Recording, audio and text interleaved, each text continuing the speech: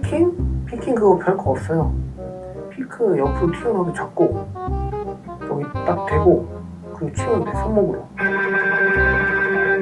됐죠? 자, 그럼 이제 속주 한번 배울까?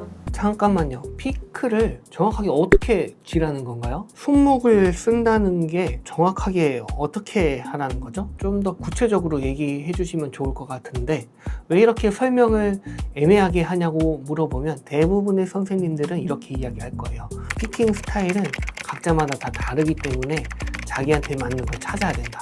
물론 맞는 이야기입니다. 하지만 초보자나 배우고 있는 사람 입장에서는 좀 불친절하죠. 그래서 결국 대충 잡고 대충 움직여서 정확한 방법은 모른 채 또 몇 년이 흘러도 똑같이 이렇게 대충 치게 되는 거죠. 연습을 아무리 많이 해도 왜 이렇게 속도가 빨라지지 않고 연주가 깔끔하게 들리지 않는 걸까요? 대부분의 문제는 피킹 방법이 잘못되어 있기 때문입니다. 그래서 오늘은 약속드립니다. 그동안 계속 애매하게 넘어갔던 피킹의 기초를 전부 하나하나 최대한 친절하게 설명해 드리고 기초에서 더 나아가서 속주로 나갈 기본기까지 얻어가실 수 있습니다. 자, 그래서 오늘 배울 내용은 총 5단계입니다. 먼저 첫 번째로는 앵커, 손을 정확히 어디에 대야 하는가. 두 번째로는 이제 피크 그립인데요. 그립을 어떻게 정확하게 피크를 쥐어야 하는가. 그 세 번째로는 손목 동작, 손목을 정확히 어떻게 움직여야 하는지. 네 번째로는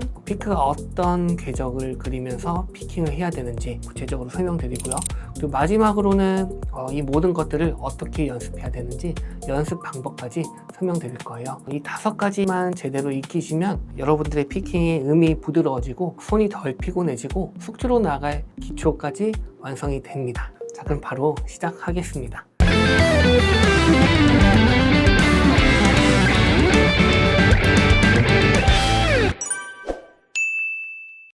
자, 먼저 첫 번째로 앵커에 대한 설명인데요. 피킹을 할 때 기타와 팔이 닿여 있지 않으면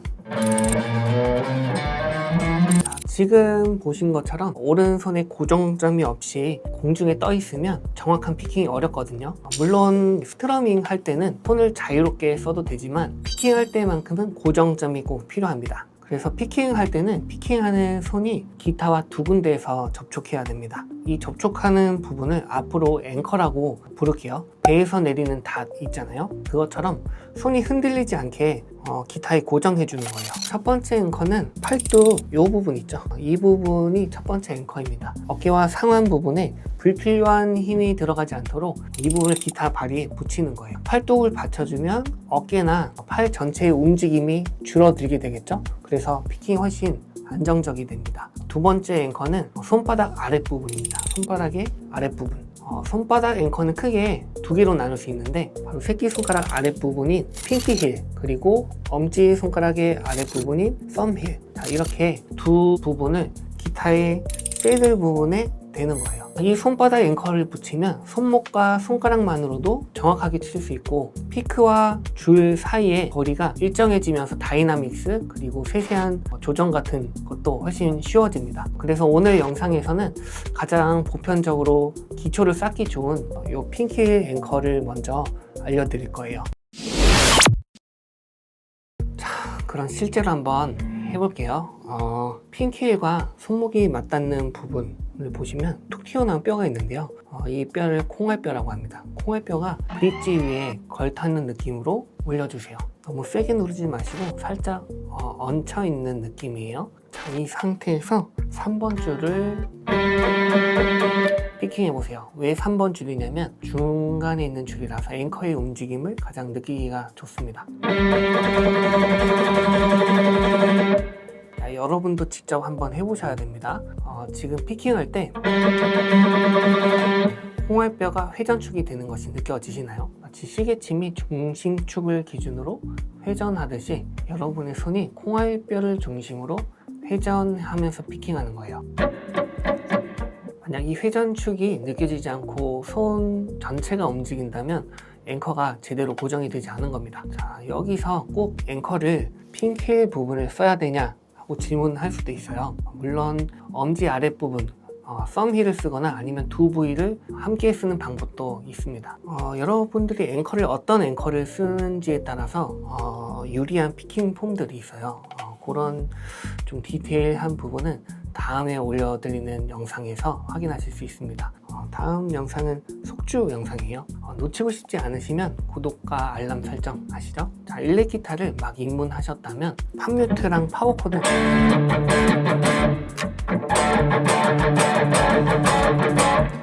이런 연주를 많이 하실 텐데, 그렇기 때문에 핀케일 부분을 기초로 다지는 게 처음에는 좋습니다.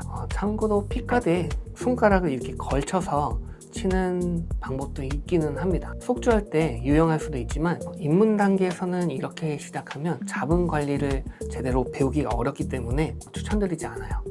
그래서 지금은 알려드린 대로 손바닥 안쪽에 있는 앵커를 쓰는 방법으로 연습하시는 걸 추천드립니다. 그리고 피킹하는 줄이 바뀔 때마다 앵커 위치도 조금씩 움직여야 됩니다. 이 부분도 조금 이따가 다시 한번 설명드릴게요. 자, 앵커가 완성됐다면 이제 두 번째 단계 피크를 쥐는 방법을 배워보겠습니다. 피크를 잠깐 다른 데 두시고요. 손가락뼈를 새들에 댄 상태에서 손바닥 힘을 완전히 빼보세요. 손가락들이 자연스럽게 구부러져 있죠. 이 상태에서 검지만 엄지 쪽으로 가져옵니다. 자, 여기서 피크를 검지와 엄지 사이에 껴주세요. 피크가 엄지 앞으로 너무 지나치게 나오지 않게 껴주시면 됩니다. 피크가 너무 길게 나오면 줄에 걸려서 부드러운 피킹이 어려워지거든요. 나머지 손가락들은 자연스럽게 둡니다. 살짝 오므리거나 아니면 이렇게 펴도 괜찮아요. 다만 이제 불필요한 힘이 들어가지 않는 정도로만 하셔야 됩니다. 이게 첫 번째 방법이고요.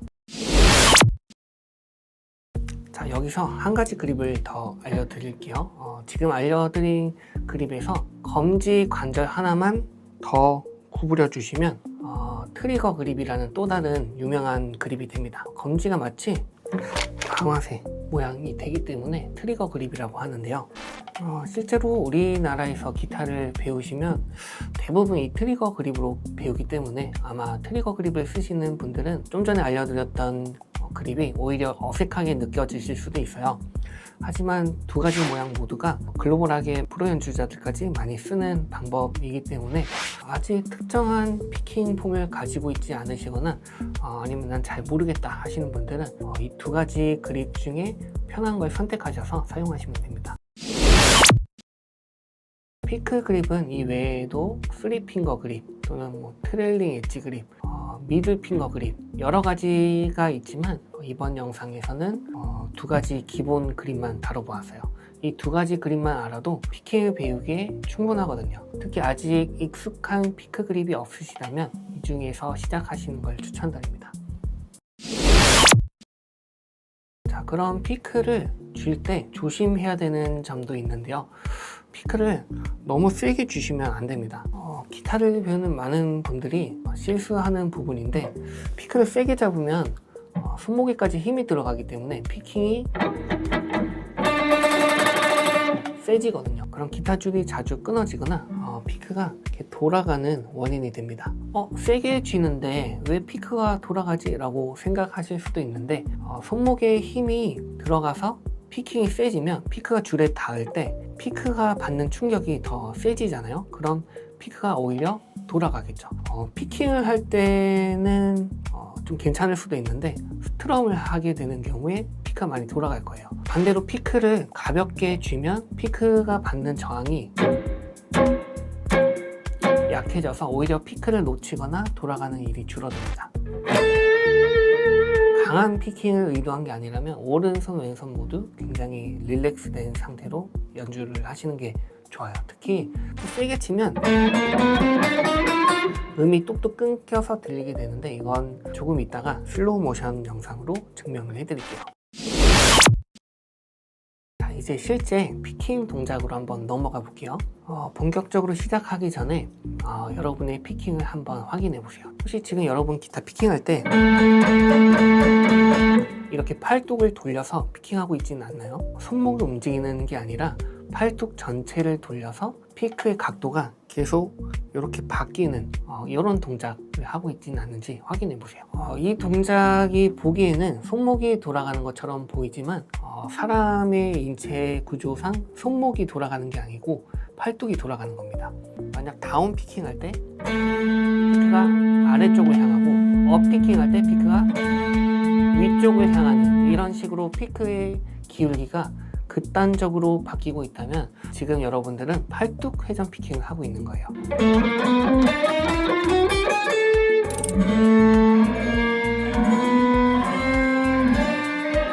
이 팔뚝으로 피킹하는 이 방법에는 근본적인 문제가 있어서 여러분의 피킹의 발전을 막고 있습니다. 느린 템포에서는 그럭저럭 쓸만하지만 여러 가지 단점이 있습니다. 왜냐하면 이런 식의 피킹은 피킹 궤적이 홀을 그리게 되거든요.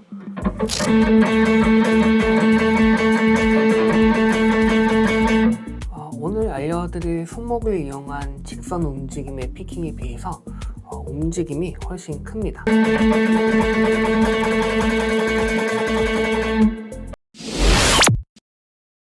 움직임이 크다는 건 여러 가지 문제를 만들어요. 첫 번째로는 속도에 한계가 생깁니다. 팔뚝 전체를 회전시키는 큰 동작으로는 물리적으로 빠른 속주가 불가능해요. 손목의 작은 움직임으로 치는 피킹보다 훨씬 느릴 수밖에 없죠.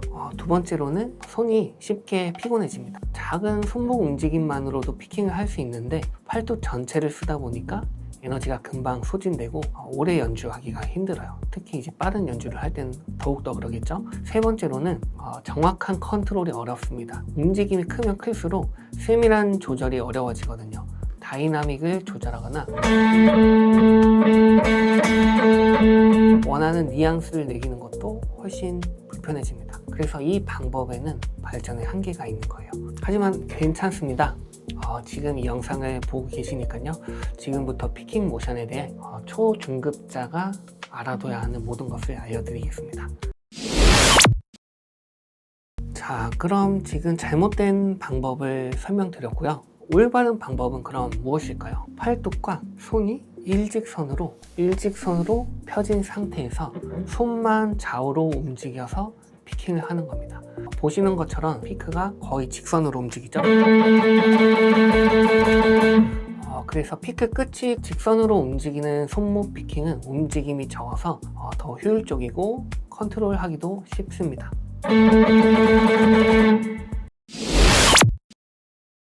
자, 이미 머슬 메모리화된 피킹 모션을 갑자기 바꾸려면 어려울 수도 있는데 다행히 새로운 직선 피킹의 감각을 익힐 필요는 없습니다. 왜냐면 우리 이미 올바른 피킹 동작에 대한 머슬 메모리가 있거든요. 종이에 대고 낙서를 할 때 콩알뼈가 먼저 종이에 닿고 기준으로 움직이죠. 자, 이거랑 피킹이랑 완전히 똑같은 모션이라고 생각하시면 돼요. 이걸 쇠들의 콩알뼈를 올려놓고 하는 거랑 똑같습니다. 색칠을 할 때 우리는 팔뚝을 돌리지 않습니다. 콩알뼈를 바닥에 대고 그저 손목만 좌우로 움직이죠. 자, 이제 펜을 피크로 바꾼 다음에 핀키를 쇠들에 대고 똑같이 색칠하는 느낌으로 손목을 움직이면 피크가 직선으로 움직입니다. 자, 여러분이 지금 하신 이 동작이 효율적인 피킹 모션입니다. 좀 더 자세히 보면 이 손목 움직임에 따른 피킹의 궤적은 위아래로 수직이 아니라 대각선이 되게 되죠. 대각선으로 피킹을 하는 게 자연스러운 이유는 실제로 첫 번째 앵커가 팔뚝 윗부분에 있기 때문입니다.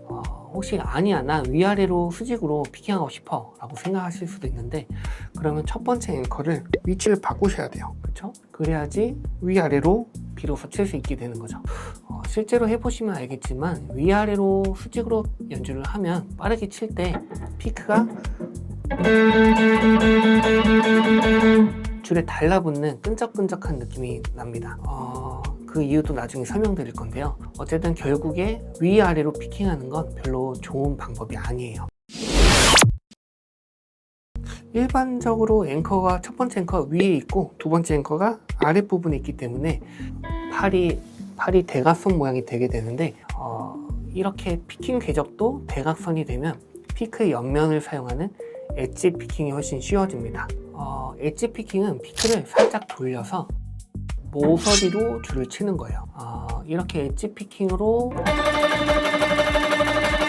트레몰로를 해보면 피크가 줄을 부드럽게 넘어가기 때문에 훨씬 빠른 연주가 가능합니다.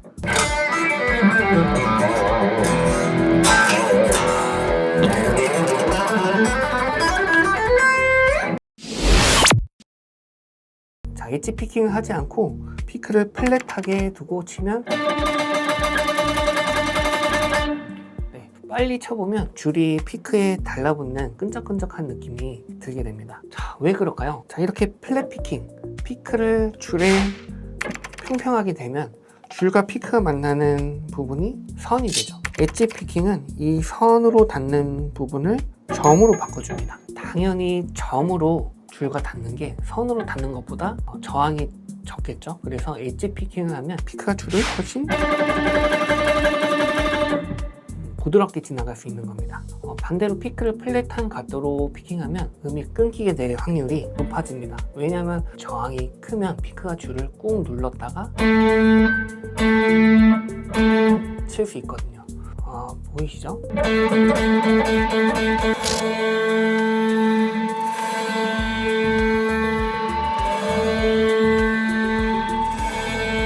보이시죠? 피크가 줄을 누르면서 줄을 뮤트시킨 다음 피킹이 이루어지기 때문에 끊기는 거예요.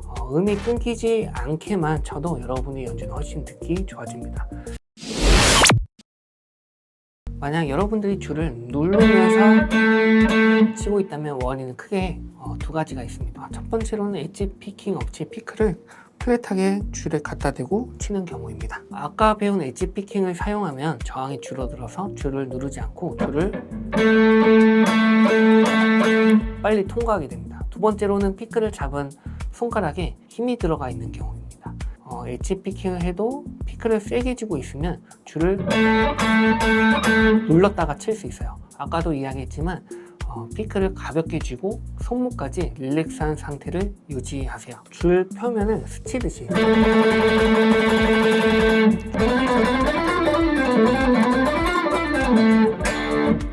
이런 느낌으로 엣지 피킹과 릴렉스를 의식하면서 연습하다 보면 점점 부드러운 피킹이 됩니다. 물론 피크를 평평하게 대고 치는 플랫 피킹도 실제로 많이 사용하기는 해요. 블루스적인 연주를 할 때 일부러 끊어서 치는 부분 있죠.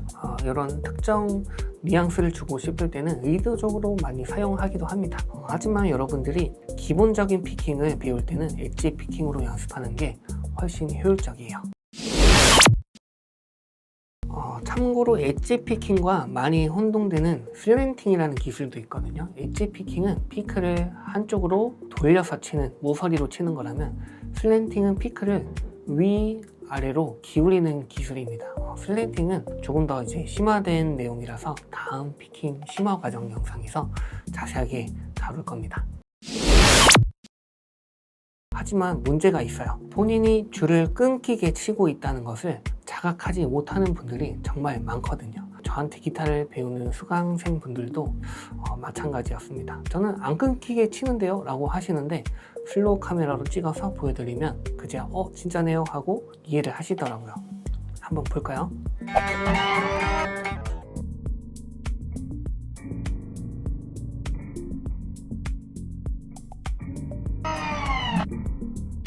이 수강생분도 본인은 가볍게 친다고 생각하셨는데 실제로는 줄을 상당히 눌러서 치고 계셨어요. 여러분도 한번 확인해 보세요.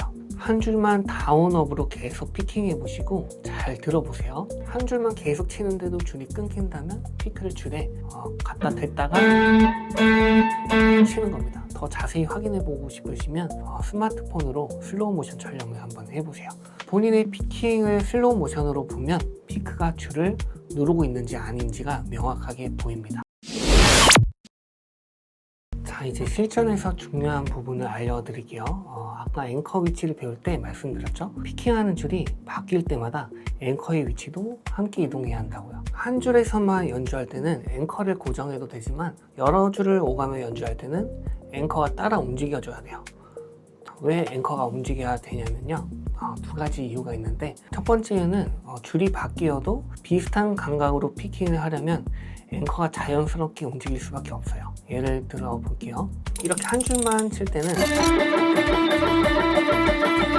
앵커가 한 자리 고정되어 있어도 잘 되지만, 줄 바꿔가며 칠 때는 앵커를 고정하면 줄이 바뀔 때마다 피크 각도가 바뀌게 돼요. 줄이 바뀔 때마다 익숙한 각도로 손 모양을 미세 조정하는 건 너무 이제 번거롭고 어렵습니다. 그냥 앵커만 내가 편한 각도로 칠 수 있게 자연스럽게 위아래로 이동하면 해결되는 문제죠. 자, 그럼 직접 저랑 같이 앵커 이동을 한번 해볼게요. 따라해 보세요. 아까 콩알뼈를 브릿지 위에 이렇게 걸터앉은 느낌으로 올려놓고 3번 줄을 피킹했죠? 이 각도를 유지하고 줄을 바꿔볼게요.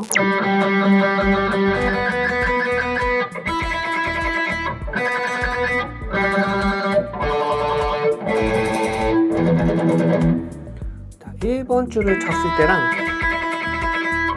6번 줄을 쳤을 때랑 각도는 똑같은데 앵커 위치, 콩알뼈의 위치가 확연히 바뀌었죠. 그렇죠? 차이가 느껴지시나요? 자, 이렇게 콩알뼈 앵커 위치는 우리가 치는 피킹하는 줄에 따라서 자연스럽게 올라갔다 내려갔다 해야 됩니다. 왜냐면 각도를 유지하기 위해서. 여기서 중요한 부분이 있는데 6번 줄을 칠 때는 썸힐 부분이 지금 픽업의 위에 있죠. 픽업의 위에 있는데 1번 줄을 칠 때는 썸힐이 지금 6번, 5번, 4번 줄 위에 썸힐이 닿여 있는데요. 이게 자연스럽게 내가 안 치는 줄을 뮤트해서 배음이나 노이즈를 잡아주는 역할을 합니다. 줄을 치지 않는다고 소리가 안 나는 게 아니거든요. 잘 보세요. 제가 치지 않는 줄에도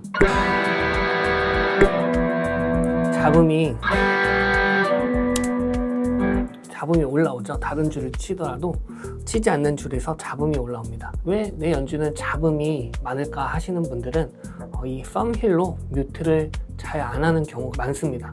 그래서 썸힐은 앵커를 따라 움직이기 때문에 피킹하는 줄에 따라 앵커를 이동하는 건 중요합니다. 이게 바로 앵커를 이동해야 하는 두 번째 이유예요.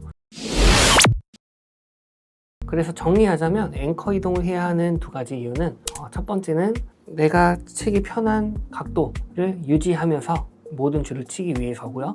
두 번째로는 뮤트도 동시에 해결하기 위해서입니다. 자, 그럼 이 앵커 이동은 얼만큼씩 해야 될까요? 앵커를 한 곳에 고정하면 아까 이야기한 것처럼 피킹 각도가 무너지게 됩니다. 그래서 손은 자동으로 내가 치기 편한 각도를 유지하려고 하고 그 과정에서 앵커 이동은 자연스럽게 따라가게 됩니다. 재미있는 건 피킹 스타일에 따라 앵커 이동의 정도가 다르다는 거예요. 어떤 스타일은 1, 2, 3번 줄을 칠 때 앵커를 거의 움직이지 않고도 각도를 충분히 유지를 합니다.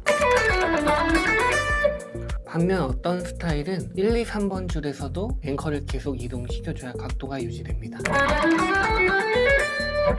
이게 틀리고 막부의 문제가 아니고요. 그냥 스타일의 차이일 뿐입니다. 핵심은 여러분들의 직관에 맡기는 거예요. 여기서 가장 중요한 포인트를 말씀드릴게요. 1번 줄에서 앵커 이동을 줄 따라 몇 미리씩 움직인다 이렇게 계산적으로 접근하지 마시고요. 그냥 엣지 피킹의 각도에 집중을 하세요. 그러면 여러분의 손이 저절로 피크의 각도를 유지하기 위해서 필요한 만큼 앵커를 이동시킬 거예요.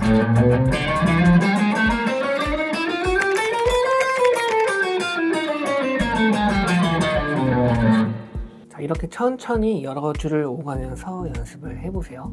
각도를 유지하자, 편안하게 치자 이것만 생각하면 앵커 이동은 자연스럽게 따라올 겁니다.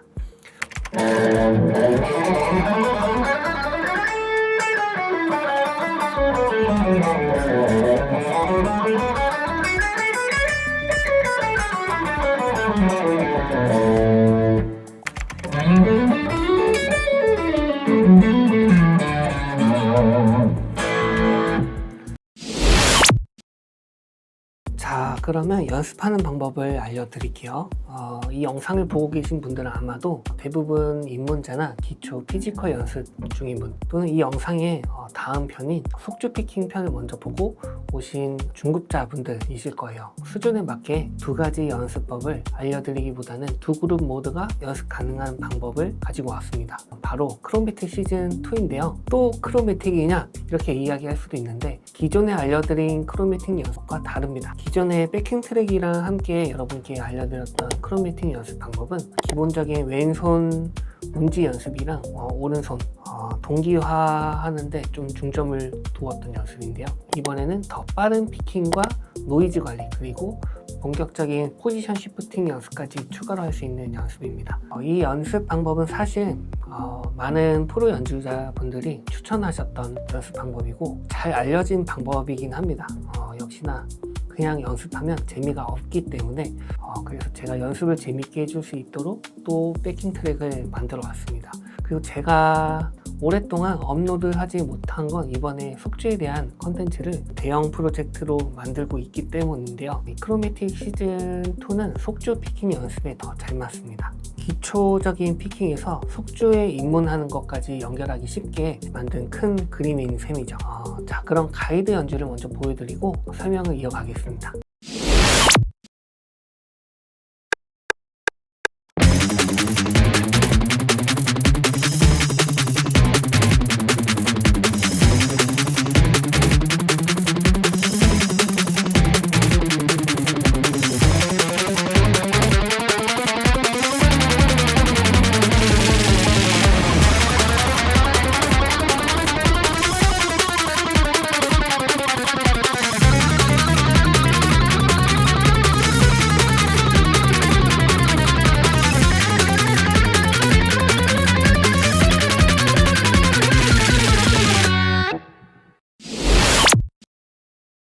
자, 보셨죠? 기타 연습은 재미있고 도전 욕구가 있을 때 지속 가능하게 연습을 할 수 있습니다. 그래서 이번에는 장르를 여러분들이 좋아하시는 락 음악으로 했고, 톤도 클린 톤이 아니라 하이 게인으로 연습하셔도 되는 그런 백킹 트랙입니다. 기타 손 최적화 영상에서는 클린톤으로 연습하라고 하지 않았나요? 맞습니다. 아직 피킹 자체가 미숙할 때는 클린톤으로 연습해야 잘못 친 걸 파악할 수 있지만 여러분들이 크로매틱 시즌1을 잘 연습했다면 이번엔 개인이 걸린 톤으로 잡음 관리하는 걸 연습하도록 설계를 했습니다. 하이 게인일 때는 기타의 배음이 더 잘 들리기 때문에 잡음 관리가 더 중요한데요. 자, 이렇게 아랫줄을 치고 뮤트를 하면 저음줄에서 노이즈가 올라오죠. 그래서 피킹할 때 내가 안 치는 줄을 자동으로 뮤트를 걸도록 머슬 메모리화 시켜놔야 됩니다.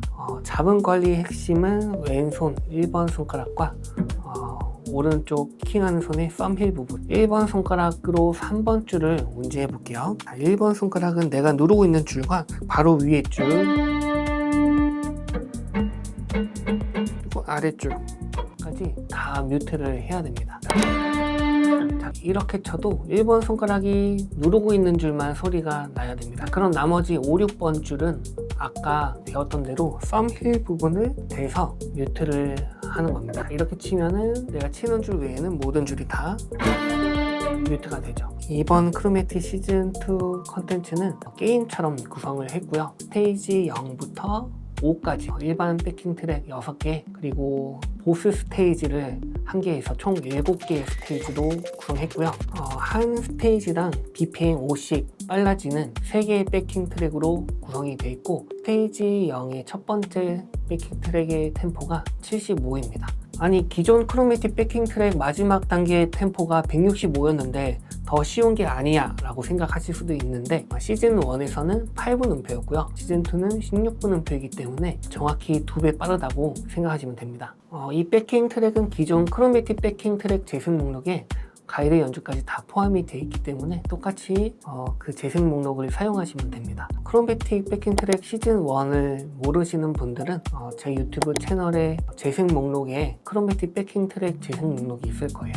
그리고 그 보스 스테이지는 제가 좀 재미로 만든 거긴 한데 이걸 깰 수 있는 사람이 있을지 잘 모르겠어요. 혹시 여러분들이 깨셨다 하신 분들은 인증하시는 것도 또 새로운 재미가 될 것 같습니다. 2번 크로매틱에서는 1번 손가락이 한 박자마다 한 프렛이 이동하기 때문에 포지션 시프팅이 계속해서 이루어집니다. 그렇죠? 포지션 시프팅 연습도 함께 할 수 있게 설계가 되어 있어요. 포지션 시프팅은 프레이즈를 자연스럽게 연결하고 음역대를 확장할 수 있는 중요한 기술인데요. 이런 연주할 때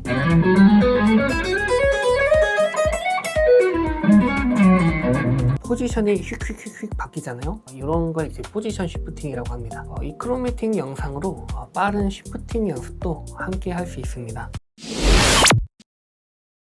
사실 이 백킹 트랙은 채널 멤버십을 준비하는 과정에서 제가 미리 멤버십 영상으로 몰래 올려놨습니다. 멤버십이라는 게 후원도 되지만 어떻게 보면 대가를 받고 제공하는 영상이기 때문에 어느 정도 콘텐츠가 쌓이면 소식을 전해드리려고 했는데 어떻게 알고 가입하셔가지고 보시는 분들이 계시더라고요. 홍보를 하지도 않았는데 이렇게 가입해주신 분들은 정말 제 콘텐츠를 좋아하시는 분들이라는 뜻이잖아요. 이 자리를 빌어서 정말 감사드립니다. 그래서 멤버십 가입자분들께는 뭔가 좀 차별화된 혜택을 드려야 하기 때문에 다 공개해드리지 못하고요. 보스 스테이지를 포함해서 3개의 스테이지까지는 모든 분들이 이용하실 수 있게 공개를 하도록 하겠습니다. 나머지 스테이지도 도전해보고 싶으시다면 멤버십이 커피 한 잔 가격 정도니까요. 한번 가입도 고려해보세요. 먼저 멤버십을 잠깐 소개해드리면 총 2단계 멤버십이 있는데요. 하나는 연습 루틴을 도와주는 멤버십이고요. 다른 하나는 제 노하우가 많이 공개된 레슨이 올라가는 유료 레슨 멤버십입니다. 멤버십 가입 방법은 더보기란에서 확인하실 수 있습니다. 자, 그럼 마지막으로 나는 이제 막 기타를 시작했다, 크로매틱도 어렵다 하시는 분들도 계시죠. 그래서 그분들을 위한 더 쉬운 단계의 피킹 연습 방법은 새로운 영상으로 만들어서 곧 업로드 해드리겠습니다. 자, 오늘 배운 기초만 제대로 익히면 여러분의 피킹은 정말 달라질 거예요. 앵커와 그립, 손목 동작, 그리고 궤적, 이것만으로도 대부분의 피킹 문제는 해결됩니다. 여러분이 더 이상 영상을 찾아보면서 또 애매하네서 또 다른 영상을 찾아서 헤매지 않도록 최대한 친절하고 구체적으로 만들었는데요. 제가 영상을 만들 때 가장 중요하게 생각하는 게 바로 이겁니다. 이 영상 하나만 보면 충분하다. 여러분의 검색에 종착지가 되고 싶습니다. 하지만 그렇게 되기 위해서는 여러분이 다음 영상을 꼭 보셔야 됩니다. 다음 영상은 속주 피킹에 대한 내용입니다. 애초에 이 영상은 속주 피킹에 대한 빌드업이었기 때문에 여러분들이 속주를 배우고 싶어 하시는 분들은 기대해 주셔도 좋습니다. 자, 그럼 다음 영상 기대해 주시고요. 연습 재밌게 하시기 바랍니다. 안녕.